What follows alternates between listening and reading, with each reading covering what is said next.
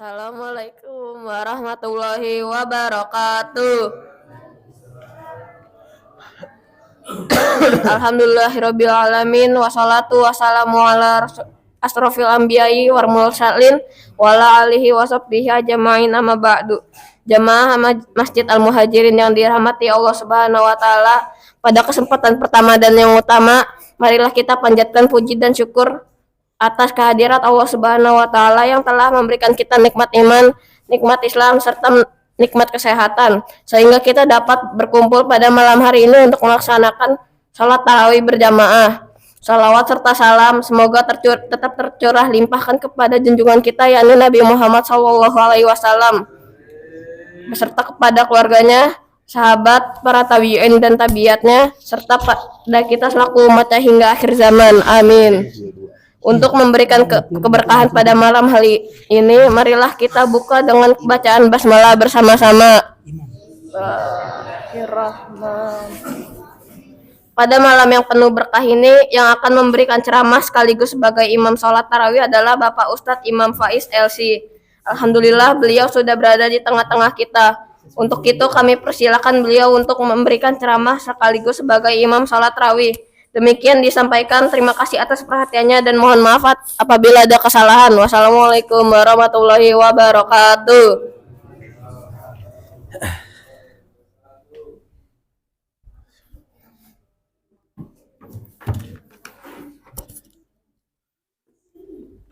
Bismillahirrahmanirrahim. Assalamualaikum warahmatullahi wabarakatuh.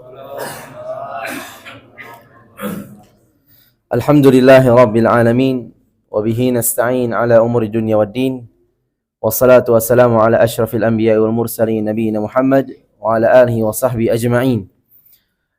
Alhamdulillah, segala puji hanya milik Allah Subhanahu wa taala. Salawat beriring salam kita haturkan kepada Nabi Muhammad sallallahu alaihi wasallam. Ikhwati fid din, azani Allah wa iyyakum jami'an. Sekarang kita berada di 10 malam terakhir di bulan Ramadan. Malam-malam yang mulia pada bulan yang mulia pula, dan di antara 10 malam tersebut ada satu malam yang dia lebih baik dari 1000 bulan, yaitu Lailatul Qadar. Allah Subhanahu wa taala berfirman, "Wa ma adraka ma Lailatul Qadar? Lailatul Qadri khairum min alfi syahr."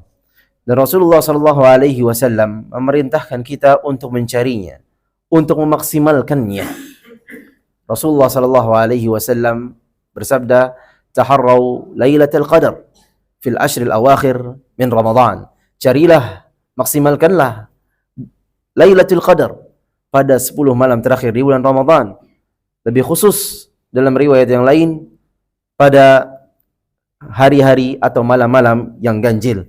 Ikhwati fid din, azani Allah. Setiap dari kita akan kehadiran dengan tamu tersebut, yaitu Lailatul Qadar. Sebagaimana kita, setiap dari kita muslim, mukmin, muslimah atau mukminah yang taat kepada Allah ataupun yang berdosa kepada Allah, dia menyambut bulan Ramadan. Sebagaimana Lailatul Qadar, mereka akan didatangi dengan malam Lailatul Qadar. Tetapi yang membedakannya adalah bagaimana mereka menyikapi Lailatul Qadar. Ada orang yang membaca Al-Quran pada Lailatul Qadar, ada juga orang yang ketawa ketiwi. Ada orang yang mentadabburi Al-Quran, ada juga yang melalaikannya. Ada yang melaksanakan qiyam di Lailatul Qadar, ada yang tertidur pulas dan melalaikannya. Sehingga ikhwati fiddin, azani Allah wa iyyakum jami'an. Orang-orang yang berada dalam ketaatan tatkala mendapati Lailatul Qadar, maka dia adalah orang yang beruntung. Adapun orang-orang yang justru lalai, malas-malasan, atau bahkan waliyadu billah bermaksiat di Lailatul Qadar, maka dialah orang yang terhalangi dari segala kebaikan. Rasulullah sallallahu alaihi wasallam pernah bersabda, "Man hurima khairuha faqad hurim." Barang siapa yang terhalangi dari kebaikan Lailatul Qadar, maka dia telah terhalang dari seluruh kebaikan. Ikhwati fid din, Rasulullah dan para sahabatnya sangat bersungguh-sungguh tatkala bertemu dengan 10 malam terakhir di bulan Ramadan. Digambarkan oleh Aisyah radhiyallahu anha, "Kana an-nabiy sallallahu alaihi wasallam yajtahidu fi awakhiri ashril awakhir ma la yajtahidu fi ghairi," atau kama qala. Rasulullah bersemangat di 10 malam terakhir di bulan Ramadan dengan semangat yang berbeda di hari-hari yang sebelumnya. Dalam riwayat yang lain, idza dakhala al-ashru, apabila Rasulullah bertemu dengan 10 malam terakhir di bulan Ramadan, ahya lailahu wa aiqadha ahlahu wa shadda mi'zarahu. Beliau menghidupkan malam, beliau membangunkan keluarganya dan mengikat tali pinggangnya, menunjukkan kesungguh-sungguhan beliau. Ikhwati fiddin, perhatikan. Di sini digambarkan bahwa Rasulullah sallallahu alaihi wasallam menghidupkan malam. Begitu pula para sahabat, begitu pula orang-orang yang setelahnya. Dengan cara apa? Di antaranya adalah dengan cara beriktikaf di 10 malam terakhir di bulan Ramadan untuk menghidupkan malam. Dan ini ikhwati fiddin adalah sunnah yang sangat ditekankan.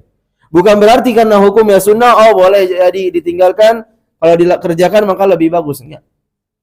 Maka tanamkan dalam benak kita, kalau terdengar bahwasanya hukum tersebut adalah sunnah, maka patrikan dalam diri kita, kalau saya melewatkannya, saya adalah termasuk orang-orang yang merugi. Ya.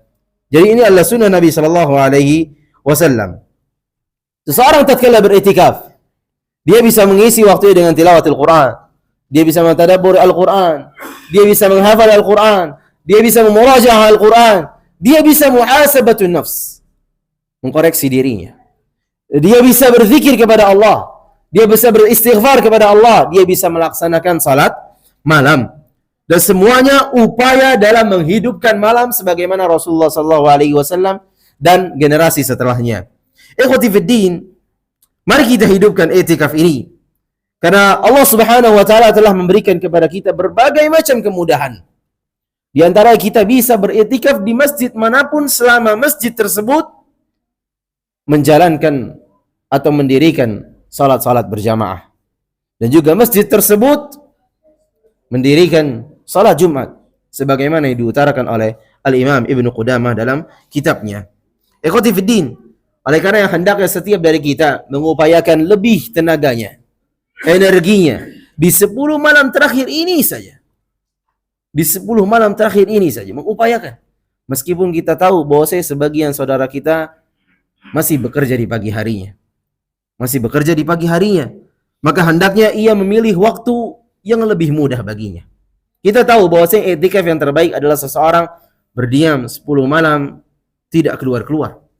Tetapi tatkala dia melihat kondisinya tidak memungkinkan, maka ambil yang lebih mudah, ya. Ambil yang di bawah itu, yaitu dia beriktikaf di sebagian waktu saja.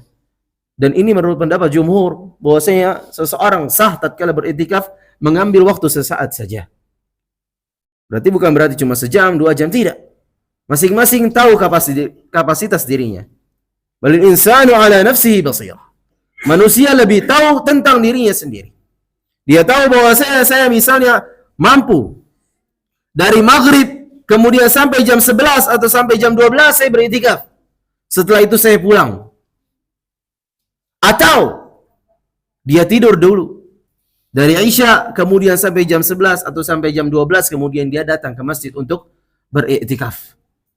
Ini adalah pilihan-pilihan yang hendaknya seseorang memperhatikannya tergantung kemaslahatan pada dirinya, melihat bahwasanya di pagi hari dia masih bekerja, ya.